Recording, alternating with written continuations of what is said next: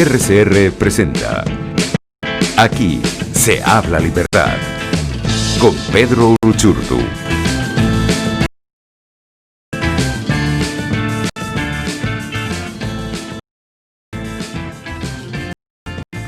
Muy buenos días, amigos. Bienvenidos a otro Aquí se habla libertad, todos los jueves acompañándoles por la señal de Radio Caracas Radio 750, múltiples maneras de comunicarnos, múltiples formas de estar en contacto, pero sobre todo nos encanta que puedan escucharnos, que puedan reflexionar junto a nosotros sobre las cosas que acontecen en Venezuela y en el mundo, y en este espacio en particular donde precisamente hablamos desde la libertad y su importancia. En la dirección de la organización Jaime Nestares, en la gerencia de producción Calla, en la producción Catherine Manzano y Justo Navarro, y en los controles José Gregorio González. Gracias por acompañarnos. Recuerden que pueden sintonizarnos a partir de nuestras diferentes plataformas, en YouTube, en Periscope, en Twitter, @RCR750, y pueden sintonizarnos en vivo también a través de www.rcr.tv, la radio.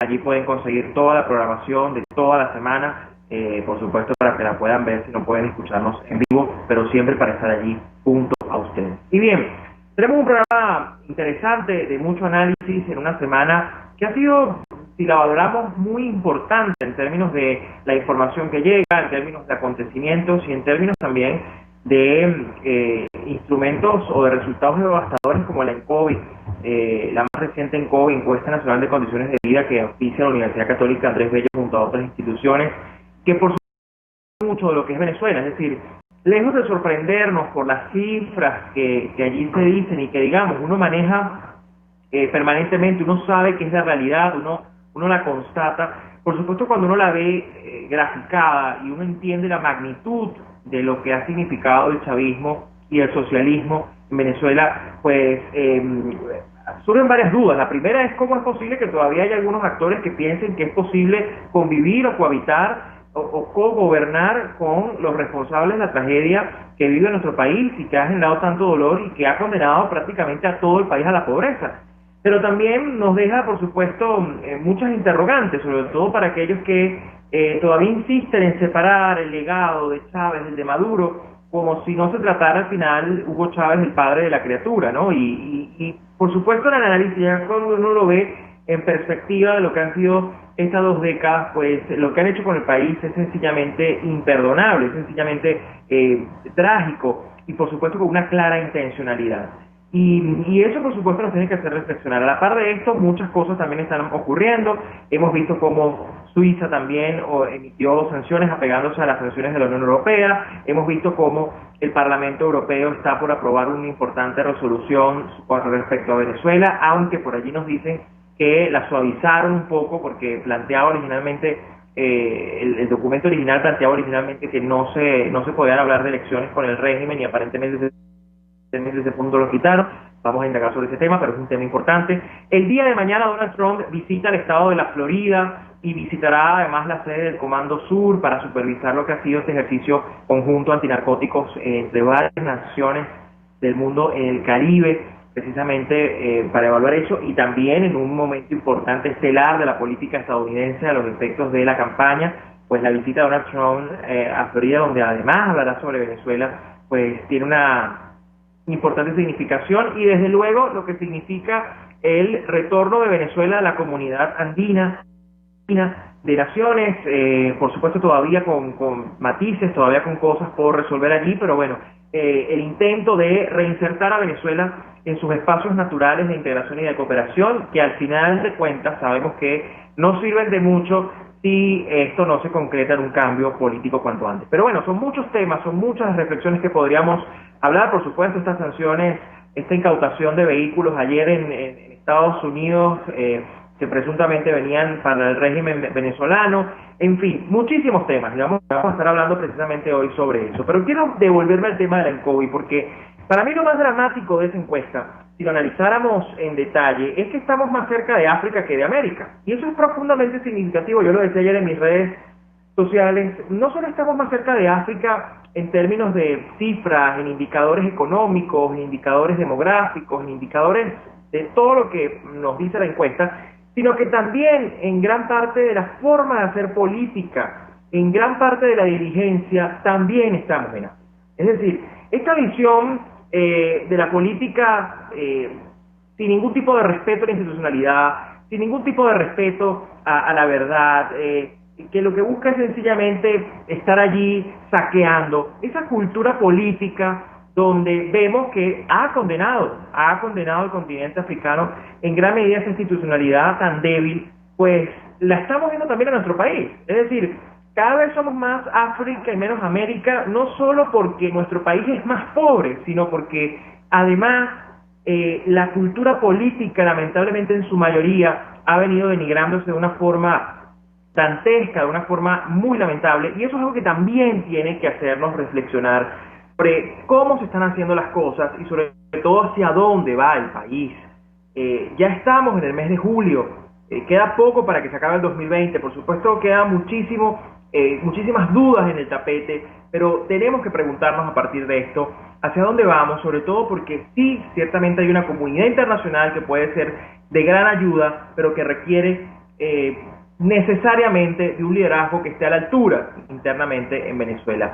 Y me quedo, por cierto, ayer con un tuit que a mí me causa incluso suspicacia, porque lo escribe un mandatario, el mandatario de Ecuador, que recibe a Juan Guaidó en su última gira en Ecuador, en la primera gira lo recibe en Ecuador, y ayer, refiriéndose al evento de la comunidad andina, menciona en su tuit a la presidenta de Bolivia, al presidente de Perú, al presidente de Colombia, y nombra a Juan Guaidó sin llamarle presidente. Eso es un mensaje, una señal. Para muchos quizás es un detalle. Muchos podrían argumentar que es que no tenía espacio en el tuit. Muchos podrían decir que es porque era para no irrespetar a los otros mandatarios, pero Yanine Áñez no es una mandataria electa a los efectos concretos.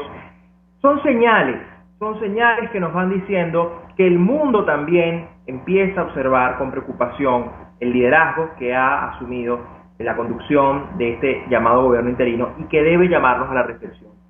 No basta con hacer mención a la ENCOVI. La ENCOVI al final es una radiografía de lo que estamos viviendo, de lo que padecemos, de lo que sabemos que vive este país, que le da, por supuesto, imagen, le da rostro, le da sentido de urgencia o de mayor urgencia a esta tragedia, pero que no es el rol del político denunciarla o mostrarla permanentemente, sino ver cómo se detiene esto. La perspectiva de la ENCOVI lo que nos termina diciendo es que este país siempre puede estar peor y va a estar peor mientras aquí no haya una solución cuanto antes. Esa es la reflexión que nos deja la ENCOVI, y recuerden lo que les acabo de decir, somos más África y menos América gracias a esa encuesta y sus resultados. Así que toca analizar qué estamos haciendo, toca analizar qué hay que hacer, y sobre todo toca entender que el liderazgo debe ser coherente, debe ser firme, debe ser decidido para lograr cuanto antes un cambio político en Venezuela, que por cierto está comprobado, aunque por allí la ministra de Exteriores de España diga que si las elecciones no son democráticas no pueden ser reconocidas, pues es evidente que no van a ser reconocidas. La arremetida contra los partidos es evidente, la vía electoral se cerró en Venezuela.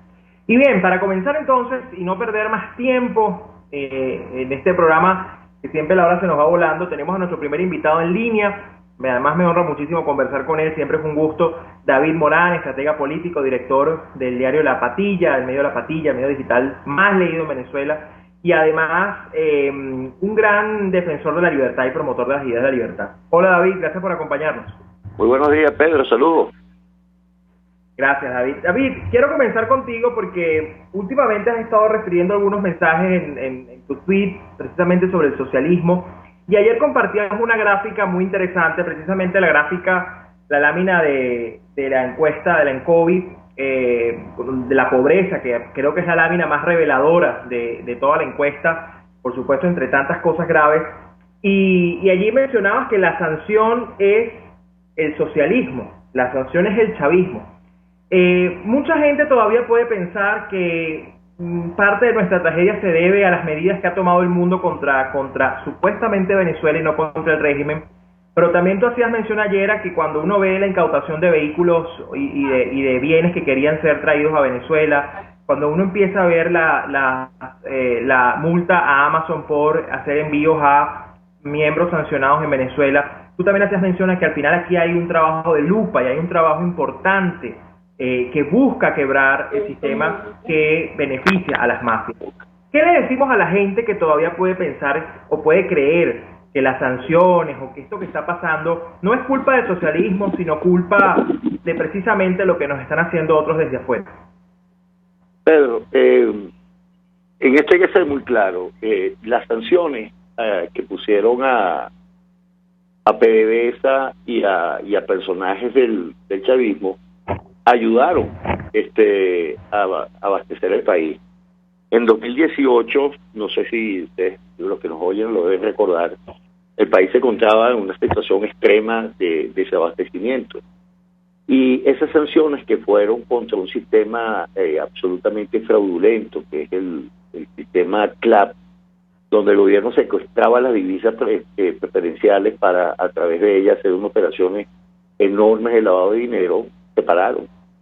Y eso obligó al gobierno a desmontar el sistema cambiario, obligó esas sanciones, obligó a rebajar los impuestos, los controles de precios, y se apoyó en lo poquito que quedaba del sector privado nacional, que con sus propios recursos y esfuerzos pudo abastecer el país.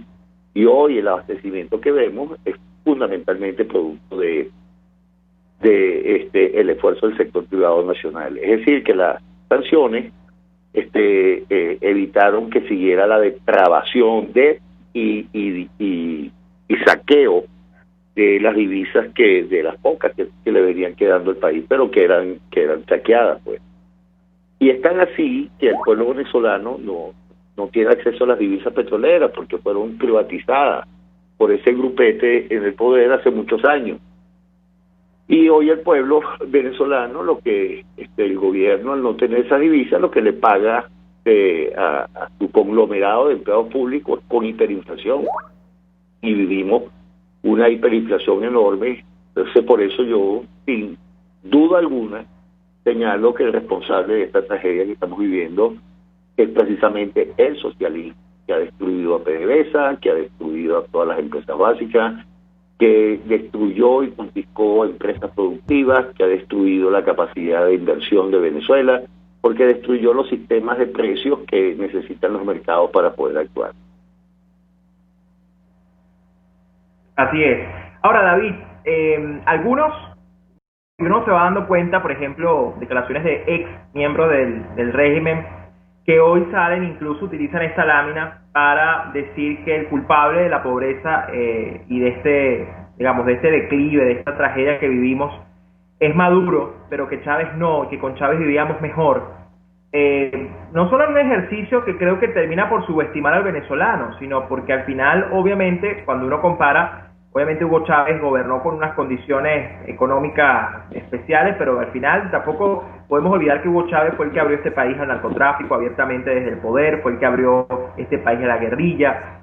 Pero pareciera que hay algunos que bajo ese intento de lavarle la cara a Hugo Chávez para poder intentar regresar políticamente y vender esto como una oportunidad para, bajo la idea de la añoranza, bajo la idea del legado supuestamente destruido que hay que recuperar, y ahí entran varios, incluyendo este señor, Rafael Ramírez. ¿Cómo ves tú esto, no? Porque al final, ¿tú crees que el venezolano se come ese cuento de que con Chávez estuviéramos mejor hoy? Chávez hizo lo peor que pudiera hacer cualquier persona en el mundo. Chávez se entregó a Cuba, y Cuba ha sido gran parte del arquitecto de esta destrucción. Cuba no podía crear nada mejor de lo que son ellos en la actualidad, y Cuba es sencillamente una isla pavorosa, donde hasta la cultura del cubano ha sido destruida, la forma de ser del cubano. Y esto es lo que es hoy. Venezuela está convertido en un país de sapos, de acusetas, de gente muy miserable, gente de país de atracadores. Esa misma cosa de querer traer cuando el país está de hipócrita. El país está inmerso en una crisis monumental. Querían traer de contrabando unos carrotes, unas camionetotas de lujo para ellos, y tú lo ves en las Mercedes rodando, y tienen escoltas, y eso es chavismo. Ese era Chávez. Chávez tuvo un mal momento. Chávez gobernó tan mal que hasta le dieron un golpe de Estado en el año 2002, porque nadie soportaba lo que estaba haciendo esto. Y luego vino un boom de precios petroleros que no se vuelve a repetir más nunca. Y al agotarse según el precio petrolero, el mismo Chávez ya estaba muy cuestionado. Él inventó las 3 R: rectificación, revisión y reimpulso, algo así era. Porque ya el país, eso era en el año 2008, ya el país a finales del 2008 ya estaba sencillamente destruido. Luego endeudó al país a unas cifras sencillamente monumentales. Hoy la deuda del país está sobre los 200.000 millones de dólares. Ha perdido todos los juicios por confiscación, y esos pocos activos que tenía la República los están cazando para cobrarse las deudas, que dinero que despilfarró el chavismo completamente.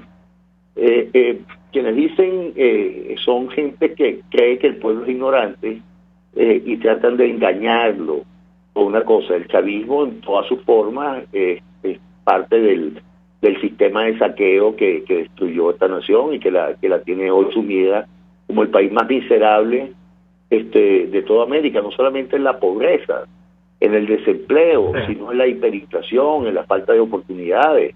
Es un país que debería ser un país de primer mundo, debería ser un país o desarrollado o en vía de desarrollo por el potencial que tiene. Este país ha destruido lo más valioso, el capital más valioso que tenía Venezuela, que era una población muy bien formada, profesional, y de los cuales 5 millones han tenido que ir a engrosar los mercados de otros países cuando deberían estar acá. Eso es chavismo puro y duro, y esa emigración que nunca había ocurrido en Venezuela es exclusivamente de ellos, y eso es un crimen imperdonable en la historia de este país. así es, David. David, tú eres una de las personas que más ha insistido en la idea de la somalización de Venezuela. Es decir, en tus análisis tú siempre partes del hecho de que Venezuela es un país somalizado, y el resultado de la ENCOVI, que nos acerca muchísimo a África en términos de indicadores, pues parece confirmar, ¿no?, tu visión, además tu diagnóstico desde hace mucho tiempo, por una serie de razones que además hacen de Venezuela un estado fallido. Es decir, si esto se tratara de una lotería, tenemos todos los números, y contentes en términos de lo que padece Venezuela. ¿Cuál es el riesgo de no actuar a tiempo? Porque sí, la ENCOVI año tras año nos va mostrando el deterioro de un país que está, pues, muchos siempre dicen, ya pisamos fondo, resulta que no se termina de pisar fondo, porque la verdad siempre se puede estar peor, y cada vez los indicadores son más alarmantes, ¿no? ¿Cuál es el riesgo? ¿A dónde podemos llegar de no detener esto a tiempo y de incluso caer en un juego en el cual el régimen está buscando como sea legitimidad? Porque hay que decirlo, el régimen no hace una fase electoral porque quiera o porque necesite o porque no pueda darle un solo plumazo como lo hace siempre, volarse las instituciones, sino porque requiere una mínima base de legitimidad para decir que hay algo supuestamente electoral, pero que al final termina por condenar al país incluso más. Entonces, y hay quienes se prestan a ese juego. ¿Cuál es el riesgo que corremos como país de seguir en este proceso de deterioro que tú tienes años alertando, y que tienes además años denunciando de una forma tan clara, ¿no?, y con un término tan preciso como el de la somalización, que es tan duro, ¿no? Sí, fíjate, yo quiero hacer un par de precisiones, Pedro. Primero, yo no uso el término africanización, porque África, cualquier país de África, quizás esté mejor que Venezuela. Entonces, ese no es un término adecuado para decir que estamos mal. Y el término de somalización es muy preciso, y lo expliqué mucho. Yo lo acuñé hace 4 años, y ya es un término que se usa académicamente para describir un país que vastos regiones de su territorio, el control social y territorial lo hacen bandas criminales, generalmente en Cuba. Y son bandas que viven del crimen, ya sea la extracción ilegal de minerales, el tráfico de armas, el tráfico de drogas, la trata de personas, o el tráfico de armas, o el secuestro de las personas. Venezuela se somalizó. Por lo tanto, también es impreciso hablar del régimen. Venezuela es un país con muchos regímenes. Ahí el más conocido, digamos, que es el de Maduro, que da Él quiere crear la ficción de que tiene el control territorial de Venezuela, pero Maduro no sale de Caracas y Maduro fundamentalmente lo que hace es ejercer un control a través de un sistema de propaganda que son los medios públicos. Pero el control en el territorio lo hacen otras personas, o sea, allá hay otros regímenes. Si tú vas a la zona de Capanaparo, ahí hay el control lo ejerce la FARC, el control social y territorial lo hacen ahí. La FARC es la que trata de captar a los indígenas más jóvenes.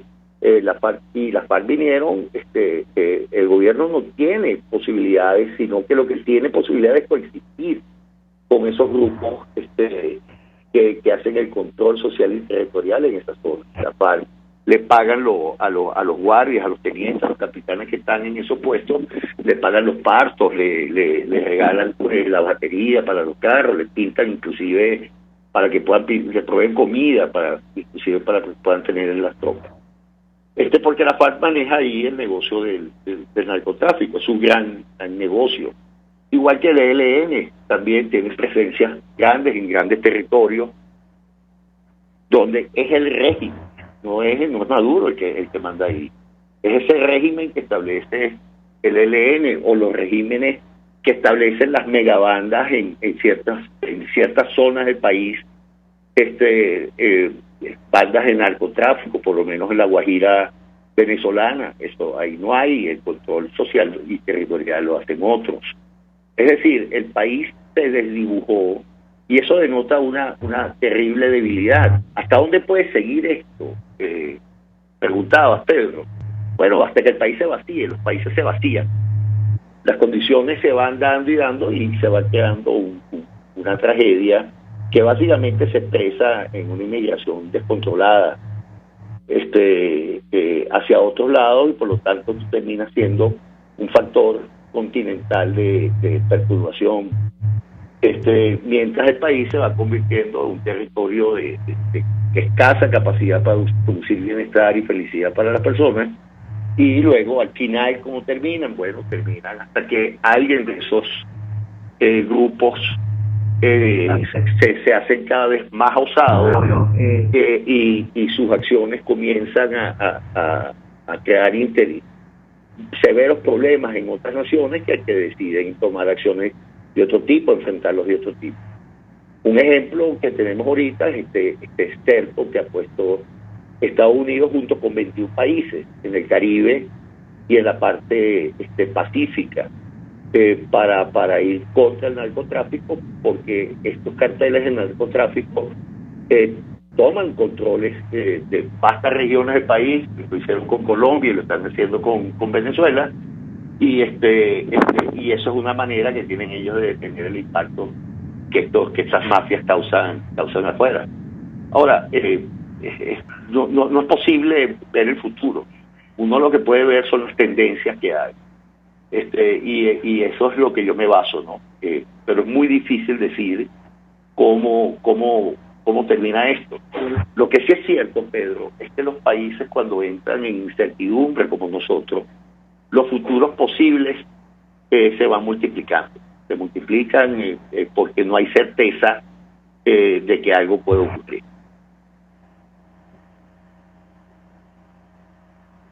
Así es, David. David, ya nos quedan pocos minutos. Yo quiero tu lectura. Esto lo hemos conversado y creo que es un tema interesante, ¿no? Porque la verdad es que cuando uno analiza la perspectiva solo de Venezuela, por supuesto nuestra tragedia es incalculable en muchos ámbitos, ¿no? Pero también tenemos países como Cuba que están absolutamente, y tú lo decías perfectamente antes, que están sumergidos durante más de 6 décadas en un régimen de miseria y que ha condenado a sus ciudadanos. Tenemos a una Nicaragua que pareciera que la gente no le presta demasiada atención a lo que significa la dictadura de Daniel Ortega y su entorno, en un contexto además muy peligroso en el que ha querido sonreírle al mundo y tener buenas relaciones con Estados Unidos y compañía. Y vemos pues ese primer anillo tan trágico, porque al final es la misma película, es la misma foto, es el mismo sistema, un sistema que desde Cuba controla, que desde Venezuela opera, que desde Nicaragua se expande, y que en general termina siendo esto un gran espacio que pareciera que no termina de entender el mundo, ¿no? Que opera de esa forma, que se ha convertido, Pinilla lo decía muy bien estos días, en una caricatura en el triángulo del mal. Y por supuesto con ciertas periferias, ¿no? Vemos México, vemos Argentina, aunque por cierto México, interesante la postura de López Obrador en Estados Unidos, ¿no? Luego de vociferar desde México contra la administración de Donald Trump, pues, en Estados Unidos, de visita en Washington, parecía más aliado de Estados Unidos que otra cosa. Pero quisiera preguntarte sobre este tema, ¿no? Porque pareciera que a veces nos olvidamos, ¿no? Nos olvidamos de que hay otras tragedias que son parte de la misma, que nuestra misma tragedia extendida, y que pareciera que ha faltado articulación, que pareciera que ha faltado esa acción conjunta para entender que sí, mucho de la derrota de lo que ocurre en esos países en cuanto al mal va a depender de la derrota en Venezuela de esas fuerzas, pero que al final es parte de una misma esencia criminal, de una misma esencia que ha condenado a sus sociedades a vivir en la peor de las situaciones. Cuba, el régimen castrista, ha sido el enemigo durante 60 años de las democracias occidentales y ha sido particularmente enemigo de Venezuela, hasta que Hugo Chávez le entregó el país a Cuba, una cosa insólita, nunca se había visto. Cuba por primera vez tiene una colonia, nosotros somos una colonia, me da mucho dolor decirlo, pero somos una colonia cubana. Mientras ellos estén actuando como colonizadores, la situación de Venezuela va a seguir siendo absolutamente desastrosa. Daniel Ortega es bastante más independiente, pero es parte de ese triángulo del horror ante Cuba. Daniel Ortega, por su misma característica poco honorable, perversa, es más un vividor un vividor terrible, pero en términos políticos es más un vividor que un sumiso ante Cuba, como se ha resultado este régimen de Maduro. Pero no solamente se ha hecho sumiso ante Cuba, que es el jefe político, digamos, de este gobierno, y lo admiten cuando dicen que el embajador se sienta en el Consejo de Ministros del gabinete de Venezuela. Eso es admitido por ellos mismos. Ahí no hay nada, o esta sumisión que muestra este general Padrino al decir una cosa que un país normal, ese general ya hubiera sido inmediatamente destituido y pasado a juicio, porque está atentando contra los valores máximos que tienen las sociedades libres, que es su democracia y la posibilidad de la alternabilidad en el poder según la voluntad popular. Esos son atentados contra la lesa humanidad, para decirlo así. Y el rol de Cuba siempre ha estado como oculto. Los cubanos tienen una presencia aquí enorme, son 20-30 mil personas. Ya se ha descubierto la situación de esclavitud moderna que tienen ellos con los médicos, el uso que se le da de control político a esas misiones médicas que tenían allá. Además que le da una miseria el pago del médico, para ellos utilizan como robots, como esclavos humanos a esos personajes. Entonces, esto es una cosa que viene de la delincuencia, del engaño hacia las sociedades pobres, hacia las sociedades, y parte de lo que estamos viviendo ahorita es que ellos buscan que la miseria, utilizar la miseria como un sistema de control social. El problema es que en Venezuela es muy difícil que se convierta en Cuba, porque previo a llegar a ser un estado como el cubano, Venezuela se somalizó. Entonces eso les dificulta a ellos hacer ese control, por lo que estos cubanos, a través del proceso de paz en Colombia, decidieron resguardar a la guerrilla armada aquí en Venezuela y utilizarla, ya que salió de Colombia como cuerpo combatiente, utilizarla aquí en Venezuela como un cuerpo pretoriano para seguir defendiendo los intereses de Cuba aquí en Venezuela y su control sobre ciertas zonas, ya que el régimen de Maduro los ha ido perdiendo rápidamente el control en esta zona. Aquí pueden decir que hay presencia militar, pero es que la presencia militar allá también es parte de las mafias, que por ejemplo en el estado Sucre es un territorio absolutamente fragmentado en mafias. Ahí hay Redi, ahí hay Sodi, ahí hay de todas esas cosas militares pero ellos son impotentes ante la realidad y el control social y territorial que hacen esos grupos de delincuentes. Así es. Bueno, David, la verdad es que nos faltaría tiempo para seguir conversando sobre estos temas en profundidad. Gracias por acompañarnos, gracias siempre por tu análisis tan agudo, tan acertado, y sobre todo por tu férrea defensa de la libertad, que la vemos en todas partes, y sobre todo tu clara lucha contra el socialismo en todas sus formas y expresiones, y así lo vemos siempre. Así que gracias, y bueno, por supuesto, gracias por el trabajo que haces desde La Patilla y desde cada espacio en el que luchas. Gracias por acompañarnos, David. Gracias a ti, Pedro, y saludos también a esa Casa de la Libertad que se llama Radio Caracas Radio. Así es, así es. Bien, amigos, vamos a una pausa y ya regresamos con más de Aquí se habla de libertad. Usted escucha Aquí se habla libertad con Pedro Uruchurtu. Síganos en Twitter en @RCR750, la radio que se ve. Puedes